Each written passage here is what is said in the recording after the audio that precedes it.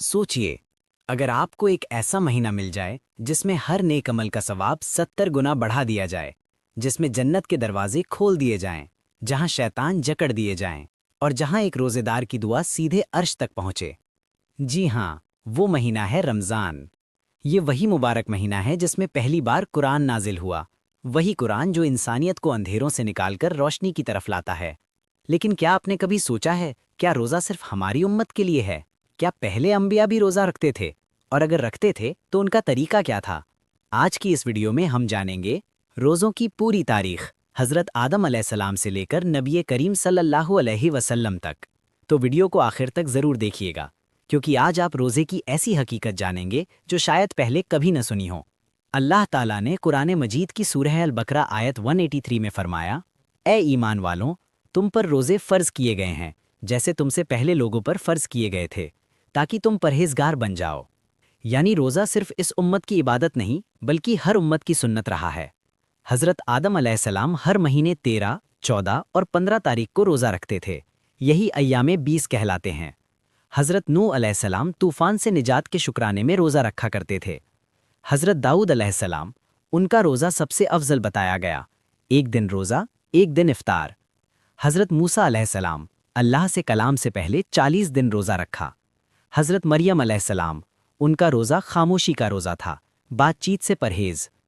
रमज़ान के रोज़े मोहम्मद मुस्तफ़ा सल्लल्लाहु अलैहि वसल्लम पर 2 हिजरी में मदीना मुनव्वरा में फ़र्ज़ किए गए। अल्लाह ताला ने फरमाया, रमज़ान वो महीना है जिसमें कुरान नाजिल किया गया। रमज़ान की फ़जीलत, जन्नत के दरवाज़े खोल दिए जाते हैं, जहन्नम के दरवाज़े बंद कर दिए जाते हैं, शैतानों को जकड़ दिया जाता है, हर रोज़ेदार की मग़फ़िरत की जाती है। अगर हमें रमज़ान की असली कीमत पता चल जाए तो हम दुआ करें, या अल्लाह पूरा साल रमज़ान बना दे। साइंस की रोशनी में रोज़े के फ़ायदे। आज का दौर रिसर्च का दौर है और आधुनिक विज्ञान भी रोज़े के फ़ायदे मानता है। दिल और दिमाग मजबूत होते हैं, ब्लड प्रेशर संतुलित रहता है, अतिरिक्त चर्बी कम होती है, डाइजेस्टिव सिस्टम को आराम मिलता है, लिवर बेहतर काम करता है, शरीर का डिटॉक्स होता है, इम्यूनिटी मजबूत होती है। लेकिन याद रखिए, रोज़ा सिर्फ हेल्थ प्लान नहीं, ये तकवा की ट्रेनिंग है। मेरे दोस्तों, रमज़ान एक ऐसा पाक और बरकतों भरा महीना है जिसमें कुरान नाजिल हुआ। वही कुरान जो इंसानियत को सीधा और सही रास्ता दिखाता है। ये वही महीना है जिसमें हर मोमिन की दुआ कबूल होती है और अल्लाह पाक ने हर मुसलमान पर रमज़ान के 30 रोज़े फ़र्ज़ किए हैं। मेरे दोस्तों, जैसा कि आप सब जानते हैं, रमज़ान का महीना शुरू होने वाला है और पूरी दुनिया में मुसलमान इस महीने की बरकत से रोज़े रख रहे हैं। लेकिन क्या आप जानते हैं रमज़ान के रोज़े मुसलमानों पर कब फ़र्ज़ किए गए? क्या रोज़े सिर्फ इसी उम्मत के लिए हैं या पहले की उम्मतों पर भी फ़र्ज़ थे? हज़रत आदम अलैहिस्सलाम, हज़रत नूह अलैहिस्सलाम और हज़रत मूसा अलैहिस्सलाम किस तरह रोज़े रखते थे? और क्या आप जानते हैं हज़रत दाऊद अलैहिस्सलाम का रोज़ा सबसे अलग क्यों था? वो कैसे रोज़ा रखते थे? हज़रत मरियम रज़ियल्लाहु ताला अन्हा का ख़ास रोज़ा क्या था और वो आम रोज़ों से कैसे अलग था? क्या हर उम्मत के रोज़े रमज़ान की तरह 30 दिन के होते थे? क्या उनमें फ़र्क था? हज़रत मूसा अलैहिस्सलाम को कितने दिनों तक रोज़ा रखने का हुक्म मिला और क्यों? क्या आप जानते हैं हज़रत इब्राहीम अलैहिस्सलाम हर महीने कितने दिन रोज़ा रखते थे? क्या रमज़ान के रोज़े सिर्फ भूखे प्यासे रहने का नाम है या इसका मकसद कुछ और भी है? क्या आप जानते हैं रमज़ान के महीने में पहली बार कुरान कब और कहाँ नाजिल हुआ? रमज़ान में आसमान के दरवाजे खोल दिए जाते हैं, इसका मतलब क्या है?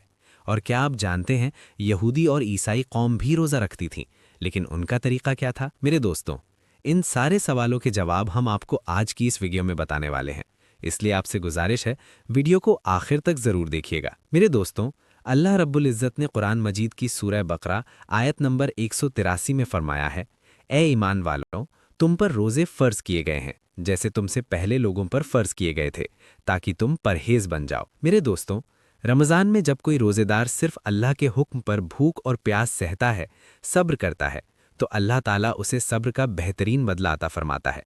इस महीने की फजीलत से अल्लाह पाक इंसानों के रिस्क में बरकत डाल देता है और गरीब से गरीब इंसान को भी अपनी नेमतों से नवाज देता है। इसीलिए मेरे दोस्तों, इस महीने को माह वुसअत रिस्क भी कहा जाता है। मेरे दोस्तों, हर मुसलमान इस पाक महीने में ख़ास तौर पर हर गुनाह से बचता है और जब तक अल्लाह का हुक्म नहीं होता कोई भी चीज़ खाता पीता नहीं है। اگر ہم تاریخی اور مذہبی حوالے سے دیکھیں تو ہمیں پتہ چلتا ہے کہ حضرت آدم علیہ السلام کے زمین پر آنے کے بعد سے ہی روزے رکھنے کی شروعات ہو چکی تھی، اور یہیں سے روزوں کی ایک لمبی، پاک اور صبر سے بھری تاریخ شروع ہوتی ہے۔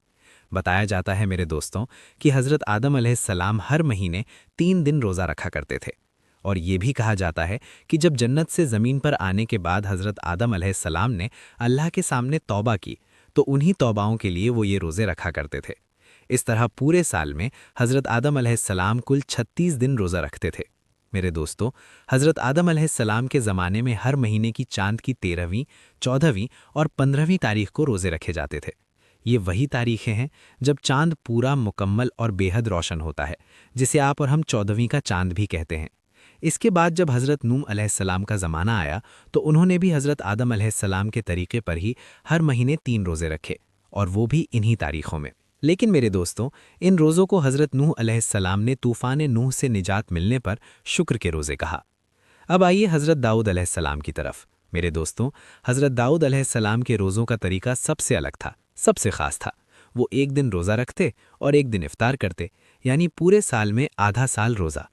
اور یہی روزہ اللہ کے نزدیک سب سے زیادہ پسندیدہ روزہ بتایا گیا ہے۔ اس کے علاوہ حضرت سلیمان علیہ السلام ہر مہینے 9 دن روزے رکھتے تھے۔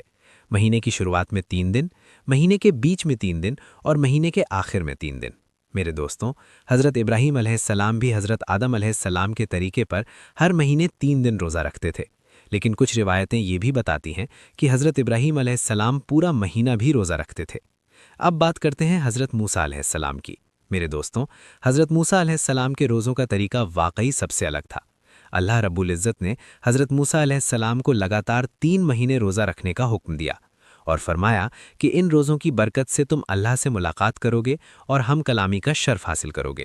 جب 3 مہینے پورے ہو گئے اور اللہ سے بات کرنے کا دن آیا تو حضرت موسیٰ علیہ السلام نے سوچا، اتنے دنوں کے روزے کے بعد کیا میں اپنے منہ کی بو کے ساتھ اللہ سے ملاقات کروں؟ اور اسی خیال سے انہوں نے ایک پیڑ کی شاخ توڑی اور اس سے مسواک کر لی۔ لیکن میرے دوستوں، یہ اللہ کے حکم میں بنا اجازت دخل تھا، اس لیے اللہ تعالیٰ نے انہیں اور 10 دن روزہ رکھنے کا حکم دیا، اور اس طرح حضرت موسیٰ علیہ السلام کے روز 40 دن پورے ہوئے۔ میرے دوستوں، قرآن مجید میں حضرت مریم رضی اللہ تعالیٰ عنہا کے روزوں کا بھی ذکر ملتا ہے۔ حضرت مریم رضی اللہ تعالیٰ عنہا کا روزہ بھوک اور پیاس کا نہیں تھا، بلکہ کسی سے بات چیت نہ کرنے کا تھا، یعنی خاموشی کا روزہ۔ میرے دوستوں، قرآن مجید کی سورہ بقرہ آیت نمبر 183 حضرت آدم علیہ السلام سے لے کر تمام انبیاء اور پھر امام الانبیاء حضور پاک صلی اللہ علیہ وسلم تک ساری امتوں کو جوڑتی ہے۔ جس طرح ہر امت پر نماز فرض کی گئی، اسی طرح ہر امت پر روزے بھی فرض کیے گئے۔ ہاں میرے دوستوں، پچھلی امتوں کے روزے ان کے حالات کے مطابق تھے۔ روزوں کی تعداد، وقت اور طریقہ آج کی امت سے الگ تھا۔ رمضان المبارک کے روز دوسری امتوں پر فرض نہیں تھے، بلکہ حضرت محمد مصطفیٰ صلی اللہ علیہ وسلم کی امت پر رمضان کے روز ہجرت کے 1.5 سال بعد 10 شعبان المکرم سن 2 ہجری مدینہ منورہ میں فرض کیے گئے۔ اور یہی ہے میرے دوستوں رمضان کے روزوں کی پاک، صبر بھری اور روح کو روشن کرنے والی تاریخ۔ میرے دوستوں، اللہ پاک نے فرمایا ہے کہ ماہ رمضان وہی مبارک مہینہ ہے جس میں قرآن نازل کیا گیا، وہ قرآن جو انسانوں کے لیے ہدایت ہے، صحیح اور غلط کے بیچ فرق بتانے والا ہے۔ اللہ پاک نے یہ بھی فرمایا کہ تم میں سے جو کوئی اس مہینے کو پائے اسے اس برکت والے مہینے میں روزے رکھنے چاہیے، اور اگر کوئی شخص بیمار ہو یا سفر میں ہو اور اس کے روزے چھوٹ جائیں تو اللہ پاک نے رعایت دی ہے، وہ ان روزوں کو بعد میں پورا کر سکتا ہے۔ میرے دوستوں، ہمارا رب بڑا مہربان ہے، اس کا ارادہ ہمارے ساتھ آسانی برتنے کا ہے، سختی کا نہیں۔ اس لیے ہمیں چاہیے کہ ہم اس مہینے میں روزے رکھیں، اور اگر کسی مجبوری سے کبھی کوئی روزہ چھوٹ جائے تو اسے بعد میں ضرور پورا کر لیں۔ اور ہاں، ہمیں اللہ کی اس عظیم نعمت پر دل سے شکر ادا کرنا چاہیے۔ میرے دوستوں، آئیے یہ بھی جان لیتے ہیں کہ حضور پاک صلی اللہ علیہ وسلم کی امت سے پہلے یہودی اور نصارہ 10 محرم یعنی یوم عاشورہ کا روزہ بڑے احترام کے ساتھ رکھا کرتے تھے۔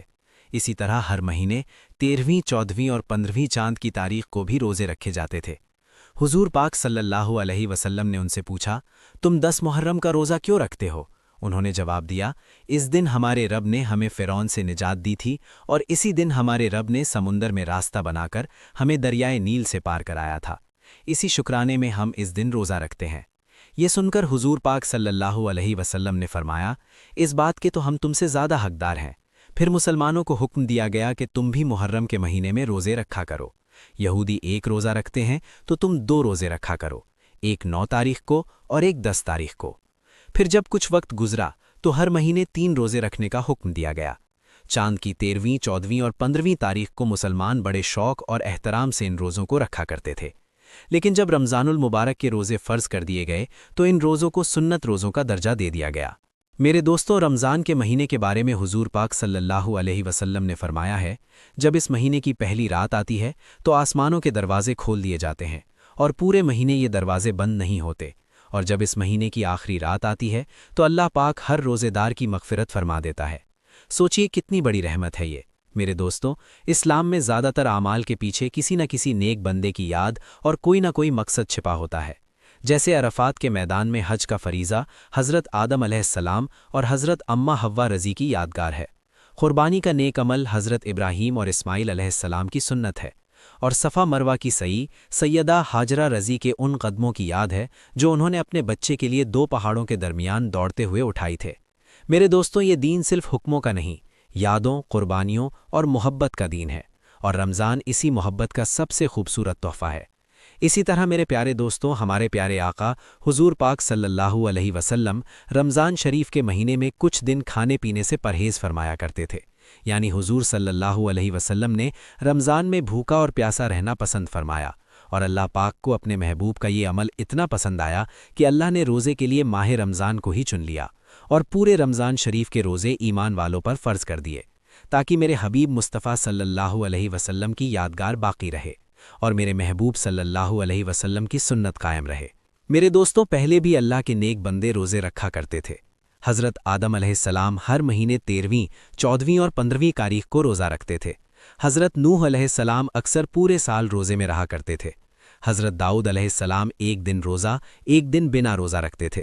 حضرت عیسیٰ علیہ السلام 1 دن روزہ رکھتے اور 2 دن نہیں رکھتے تھے۔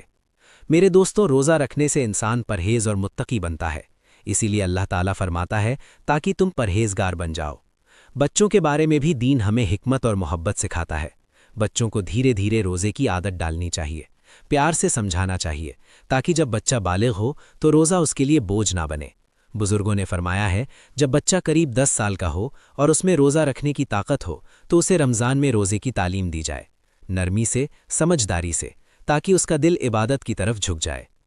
میرے دوستوں، حضور پاک صلی اللہ علیہ وسلم نے فرمایا، اگر میری امت کو رمضان شریف کی فضیلت اور برکت کا اندازہ ہو جائے تو وہ یہ تمنا کرے کہ کاش پورا سال رمضان ہی ہوتا۔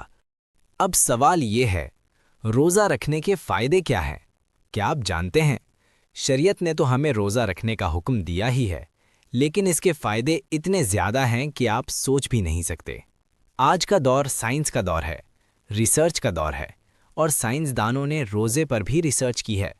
انہوں نے بتایا کہ روزہ صرف عبادت ہی نہیں، صحت کا خزانہ بھی ہے۔ آئیے سائنس کی روشنی میں روزے کے کچھ فائدے سمجھتے ہیں۔ نمبر 1، سائنسدان کہتے ہیں کہ روزہ دل اور دماغ دونوں کے لیے بہت فائدہ مند ہے۔ روزہ دل کو مضبوط اور دماغ کو تازہ بنا دیتا ہے۔ نمبر 2، جو شخص روزہ رکھتا ہے اس کا بلڈ پریشر نہ زیادہ بڑھتا ہے نہ زیادہ گھٹتا ہے، بلکہ ضرورت کے مطابق نارمل رہتا ہے۔ اسی لیے آپ دیکھتے ہیں جو لوگ 11 مہینے بی پی سے پریشان رہتے ہیں، رمضان میں روزہ رکھنے پر اللہ کے فضل سے انہیں راحت مل جاتی ہے۔ نمبر 3، روزے دار کم غذا استعمال کرتا ہے، جس سے بدن کی فالتو چربی خود بخود پگھلنے لگتی ہے۔ ہم سال بھر ایکسرسائز کرتے ہیں، واکنگ کرتے ہیں، دوڑتے ہیں، لیکن رمضان میں صرف روزہ ہی یہ کام کر دیتا ہے۔ میرے دوستوں، روزہ صرف بھوکا رہنے کا نام نہیں، یہ صبر ہے، شکر ہے، یہ اللہ سے محبت کا اظہار ہے۔ اگر اس ویڈیو سے آپ کو کچھ نیا سیکھنے کو ملا ہو تو اسے ضرور شیئر کیجیے تاکہ ثواب جاریہ کا حصہ بن سکیں۔ اللہ تعالی ہمیں رمضان کی قدر کرنے کی توفیق عطا فرمائے، آمین یا رب العالمین۔ میرے پیارے دوستوں، روزہ صرف بھوکا رہنا نہیں ہے، یہ صبر ہے، یہ شکر ہے، یہ اللہ سے محبت کا اظہار ہے۔ اگر اس ویڈیو سے آپ کو کچھ نیا سیکھنے کو ملا ہو تو اسے ضرور شیئر کیجیے تاکہ ثواب جاریہ کا حصہ بن سکیں۔ اللہ تعالی ہمیں رمضان کی قدر کرنے کی